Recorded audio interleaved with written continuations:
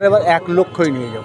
এটা আমাদের টার্গেট নেই। মানুষ চোখ কষলাতে কষলাতে ঘুম থেকে উঠে গিয়ে চোখ বন্ধ করে জোড়াফুলের প্রতীকে ভোটটা দিয়ে চলে মানুষ তৃণমূল কংগ্রেসকে জয়যুক্ত করে মমতা বন্দ্যোপাধ্যায়কে চতুর্থবারের জন্য মুখ্যমন্ত্রী করবে।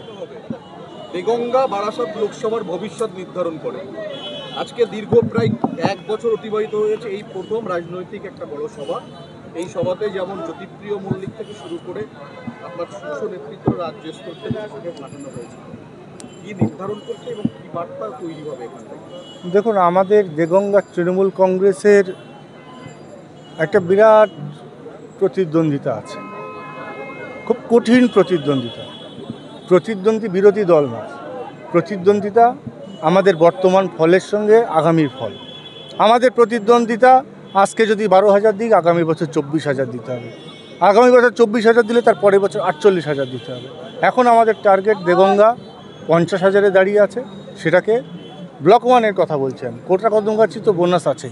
ব্লক 1-এ 50,000-এ দাঁড়িয়ে আছে, এটাকে আমরা এবার 1 লক্ষই নিয়ে যাব। এটা আমাদের টার্গেট নেই, আমাদের প্রতিদ্বন্দ্বী আমরা নিজেরাই। এই প্রতিদ্বন্দ্বিতাই আমাদের কাজ চলছে। আজকে বিজয় সম্মেলনে কি 2026-এর প্রস্তুতি শুরু হয়ে গেল? একদম 2026-এর প্রস্তুতি তৃণমূলে আলাদা করে নিতে হয় না। আপনি 365 দিনের যে কোনো সময় যে কোনো ঘন্টাতে নির্বাচন ঘোষণা করে দেবেন। সকালবেলা মানুষ চোখ কষলাতে কষলাতে ঘুম থেকে উঠে গিয়ে চোখ বন্ধ করে জোড়াফুলের প্রতীকে ভোটটা দিয়ে চলে আসবে। আমরা তৃণমূল কংগ্রেসের পরিবার দেগঙ্গার মাটিতে মানুষের সঙ্গে থাকি, মানুষের মধ্যে থাকি, মানুষের সঙ্গে থাকি, মানুষের সঙ্গে মিশে থাকি। সুতরাং আমাদের জন্য আলাদা করে ভোট প্রস্তুতির দরকার হয় না।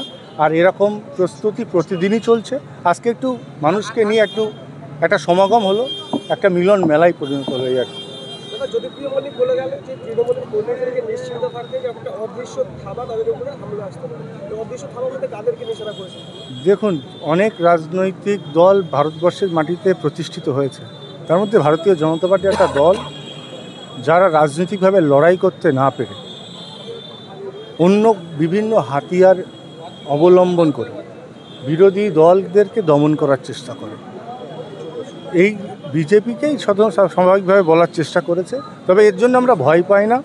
আজকের দিনে আমরা কোনো এজেন্সি, কোনো বিজেপির যারা আছে তাদেরকে ভয় পাই না। আমরা প্রস্তুত আছি, মানুষ প্রস্তুত আছে। নেতা থাক আর নেতা যাক, মানুষ তৃণমূল কংগ্রেসকে জয়যুক্ত করে মমতা বন্দ্যোপাধ্যায়কে চতুর্থবারের জন্য মুখ্যমন্ত্রী করবে।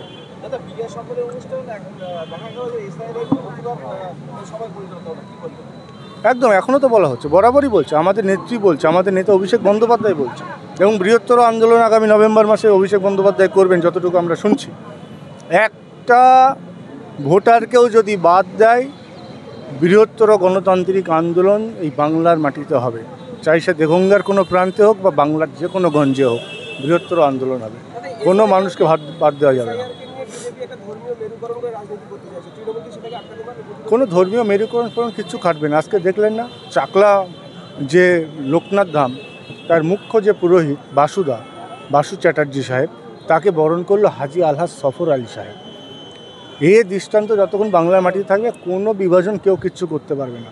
আজকে বিজয়া সম্মেলনী দেখতে পেরেছেন, কত মানুষ হিন্দু মুসলিম একত্রিত হয়ে আজকে সম্বর্ধনা দিল, আজকে একসঙ্গে মিলন হলো।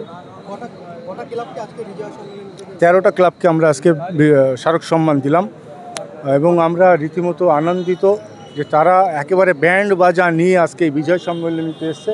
এতে প্রমাণ করে এই সমস্ত ক্লাবও আগামী দিনে মমতা বন্দ্যোপাধ্যায়ের এই উন্নয়নের জোয়ারে গা ভাসাবে। কতজনকে ট্রাইসাইকেল দেওয়া? এবছরে আপাতত 4 জনকে দেওয়া হয়েছে, এখনও 10 জনের ওয়েটিং লিস্ট আছে। আমরা আশা করছি আগামী বছর বিজয় সম্মেলনীতে যতজন আছে দেগঙ্গাতে সবাইকে সেটা প্রদান করে দেবে।